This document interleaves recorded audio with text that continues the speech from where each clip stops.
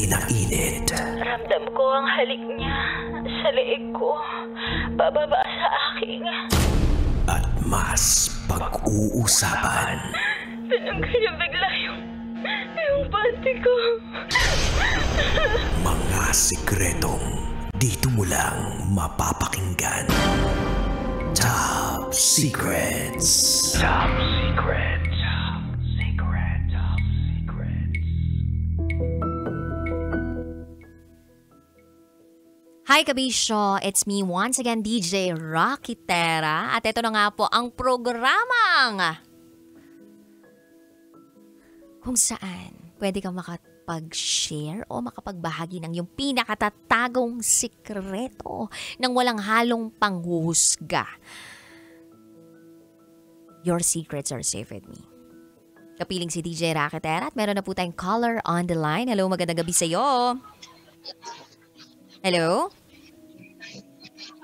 Hello, sir. Magandang gabi po. Magandang gabi po. Okay lang po ba? Magandang gabi po. Okay lang po ba na kung meron po kayong monitor dyan, i-off lang po muna natin? Hello? Ay, wala po. Meron po ba kayong gamit-gamit na nandyan sa paligid Wala ninyo? po.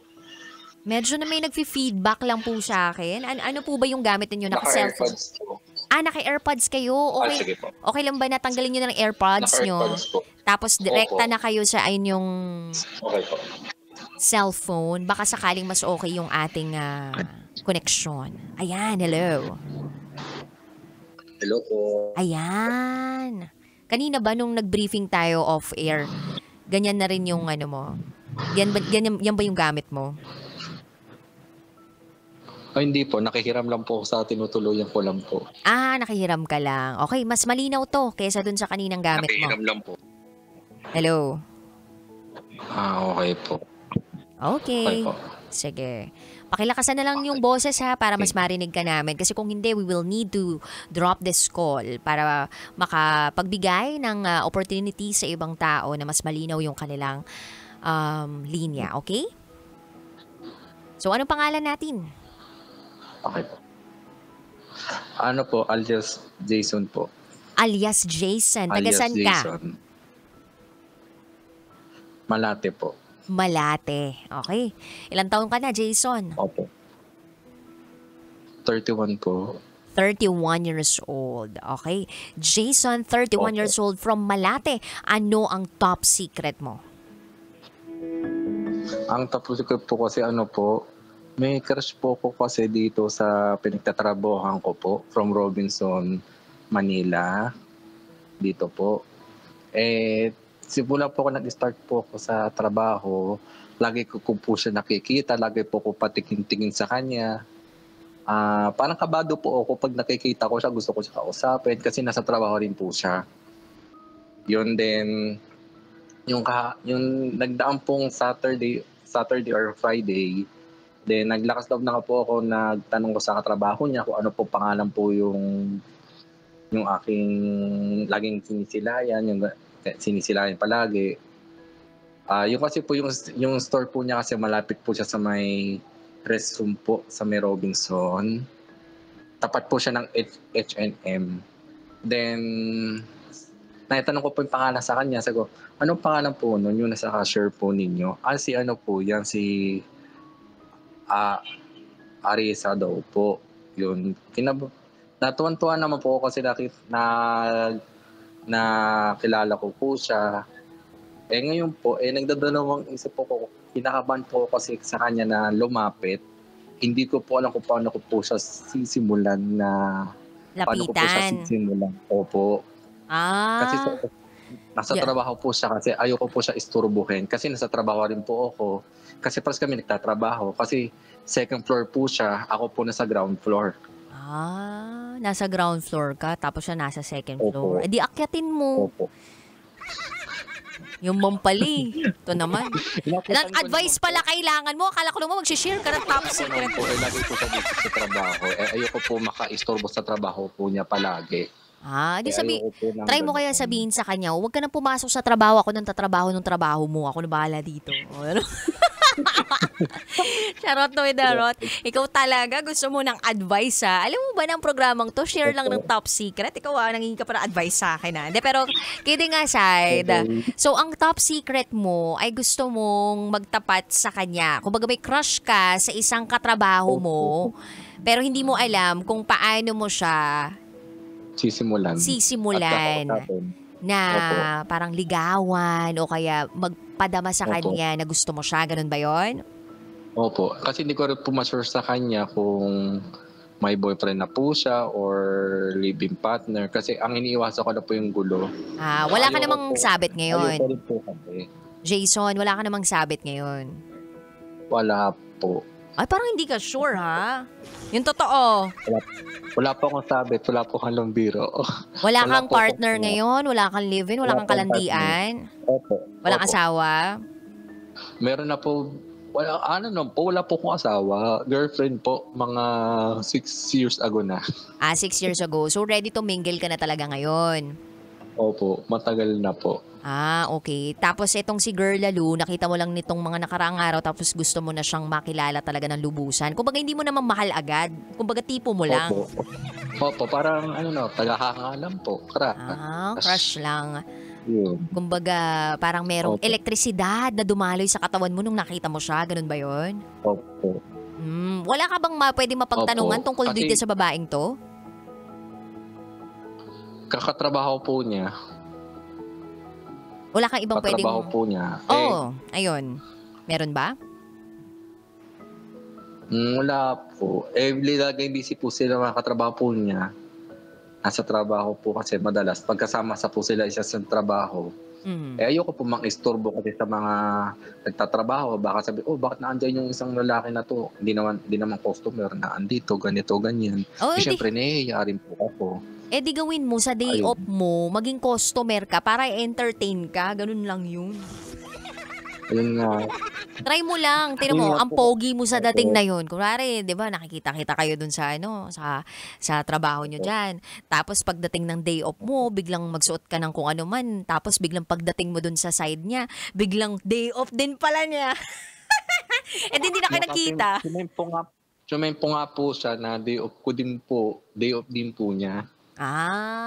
Yung sumempo po siya. Ngayon po, sinempong ko po siya. Lagi po siya naka-face mask. Lagi po siya naka-face mask. Nakita ko po siya mag-face reveal. Napakaganda po niya. Sabi ko, ano kaya pangalan nito? Lagi ko po tinatanong kasi mag-iisang buwan na po ako sa trabaho. Bali, first time lang po ako dito sa Metro Manila magtrabaho. Saan ka ba dati nagtatrabaho?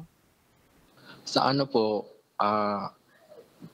Balbo banggitin baka po mapagalitan po ako sa dati kong manager. Sige, okay lang. Okay lang naman kung kasi po, hindi mo sabihin. Nag-iipon po ako ng money dito po sa Metro Manila. Po, magbabarko rin po ako. Magandang gawain yan, no? Na hindi ka tumitigil magtrabaho. Trabaho lang ng trabaho. Malay mo, dun sa pagtatrabaho mo, dun mo na mahanap talaga yung dawan mo. Katulad niyan, di ba? Iba na yung trabahuhin mo, yung love life mo na. Alam mo, ang pinakamagandang gawin dyan, tanungin mo kasi, di ba? Unahin mo, kumbaga, walang mangyayari talaga kung hindi ka maglalakas ng loob Kumbaga yung mga torpeng lalaki, tumatanda yan ng mag-isa dahil torpe sila. So kung ayaw mong tumanda ka ng torpe ka, diba? Tumandang mag-isa dahil natutorpe ka, dapat mag-ipon ka, hindi lang ng pera kundi ng lakas ng loob. Kung dati nga nagkaroon ka ng jowa ngayon pa kaya, diba? Alalahanin mo lang kung paano yung naging the moves mo dun sa jowa mo. Nag-initiate ka ba dati sa jowa mo? Paano mo siya niligawan? Nag-meet up po kami personally. Sa Facebook lang po kami nakakilala po. Yun, pwedeng ganun. Hanapin mo siya sa social media. Tapos i-add mo siya, i-stalk mo siya. Pag na-stalk mo siya, tingnan mo maigi yung profile niya. 'Di ba? Yung profile niya, makikita mo doon kung may bakas ng boyfriend o wala. Tapos tingnan mo maigi yung sino man nagko-comment doon. Kapag may nakita ka doon na heart o kaya I love you yung nakalagay, alam na this. Yun ang jowa. Tingnan mo yung profile noon. Tapos pag nakita mo yung profile noon, siya yung naka-cover photo or meron naka-post doon na siya yung mukha, alam mo na, maging heartbroken ka na, mag-move on ka na. Okay ba yun? Opo. Sana ano na po ko, pag di naman po ako nasasaktan. Pag once nalaman ko na po may boyfriend na po sa Facebook, may kasama na, may anak na, magkasama sila, hindi ko na po ina-add, hindi ko na po siya mini-message kasi naiwas na po ako talaga sa gulo. Ayoko po makasira ng pamilya. Ay, ang taray. Porque inad, masisira na agad yung pamilya. Di ba pwedeng ano lang, parang network, di ba? Kasi nangyari na po sa akin before yan from nasa Calamba po ako dati, nagtatrabaho. Pinuntahan po ako ng boyfriend ko po. Ng boyfriend pala po niya. Sorry po. Akala ko may boyfriend. Uy! Nadudulas ka. Lalaki ba yan? Yung gusto ko po yung sa isang, nasa department store po siya kasi doon po siya nagtatrabaho. Ako po nasa fast food chain sa chicken inasal po. Yun. Nagugustuhan ko po siya. Nagkataon po, akala ko po is wala po siyang boyfriend. Nagpunta po siya doon sa tinatrabaho ko. Nagulat na lang po ako. Sabi ko sa kanya, sige po sir, iiwasan ko na lang po siya. Yun. Then, pinarangka ko na nga po siya on that spot po doon sa oras ng break ko. Sabi ko, wag ka nang lumande kasi may boyfriend ka na. Ayan ang boyfriend mo. Oh. Yung totoo, anong hanap mo? Boyfriend, girlfriend? Girlfriend po kasi. Girlfriend. Sure yan ha? Sure yan. Opo. Baka Barbie ka talaga. Okay lang naman magpakatotoo ka. Tayo-tayo lang naman to. Hindi po. Hindi naman. Girlfriend talaga hanap mo. Sige. Pwede ka na tumawag dun sa kabila kung naghahanap ka talaga ng girlfriend. Tapos kung kailangan mo ng advice, I think yung ibang programa din, meron din sila. Dito kasi sharing of top secret lang, hanggang dun lang may extra bayad na kapag may advice na eh. Charot lang, oy darot. Hindi, meron din nga rin po ako share din sa inyo. May top secret din po ako talaga. Ay, naku, pinatagal-tagal mo pa yung conversation natin. Tapos meron ka pa palang ibang top secret. Di sana inuna mo na yan. Okay. No, sige na, ano na talagang top secret mo, Jason? Yung kaibigan ko po kasi po from Santa Cruz, Laguna. Bali, taga Santa Cruz, Laguna po ako talaga. Hoy, diretsuhin mo na ako. Huwag ka nang magkwento ng kung ano-ano. Ano tong top secret na to? Single mother po siya, gustuhan ko po siya. Hindi na po siya nagko-call sa akin, hindi na po siya nag-video call. Lagi po ako lagi natawag, sinasagot niya palagi. Ngayon po, magwa 1 month na po, chat ako sa kanya, same mood lang po siya. Mga itong week na to, nagalit siya sa akin, nangaharas daw ako, ganito, ganyan. Ayun. Ngayon, gusto ko po siya puntahan, kausapin, bakit ganyan ginawa niya sa akin. Ayun. Ang lupit naman pala ng sikreto na yan. Grabe na, controversial na. Oo nga po. Kakaloka ka.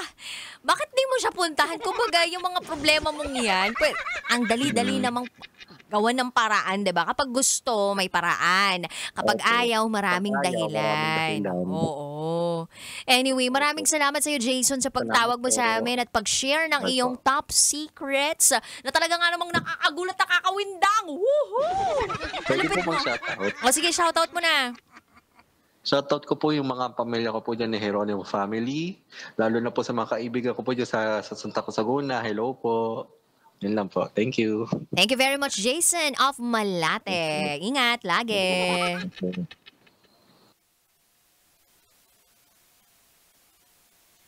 Ay, grabe talaga, no? Yung top secrets talaga natin. Kung saan-saang tao o kung kani-kanino na na-speechless ako dun. Kung sino-sino yung nakukuha, diba? Kung sino-sino yung mga nadadapuan. Ito, sekreto ko to. Pero, sa totoo lang, kahit ano naman yung sekreto ninyo, tatagapin ko dito. Diba?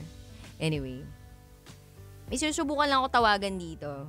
Kapag ito, sumagot, tuloy tayo. Pero kung hindi sumagot, di magbababay na ako. Bukas na lang tayo ulit magsama-sama. Sakat na yung lalamunan ko eh. Lumalabas yung pagiging kanto ko eh. Lalo na kapag, bakit naman ganun? Kanina pa tayo nag-uusap, di mo malang sinabi agad yung top secret mo. Eto na, ito. Tingnan natin. Hello? Hello po. Hello, magandang gabi sa'yo, Binibini. Good evening po. Ayan. Mag-share ka ba ng top secret mo? Ano po bang scope ng top secret? Ay, anong scope ng top secret? Basta yung mga pinakatatagong mong sikreto, pwede mong ibahagi dito. At hindi naman natin i-reveal yung identity mo, yung buong pagkatao mo, safe yan dito. Kasi kung kunwari ganyan, nagsasalita ka na ngayon, no? Pwede natin bigyan ng alias yung ano mo, yung sarili mo. Okay? So, pwedeng itago ka namin sa pangalang Rolando, ganyan. Hello? Hindi ko po kasi alam kung considered siya as top secret. Sige, try us. Ano mo ng pangalan mo? Hello? Hello po. Hello? Hello. Anong pangalan nila? Krisa po. Krisa. Krisa, pakilinaw na lang ng ng salita para mas rinig ka namin. Tapos wag kang tumutok sa TikTok o kung saan mang live ka nakakikinig o nanonood. Dito ka sa Viber call natin mag-concentrate. Krisa, tagasan ka?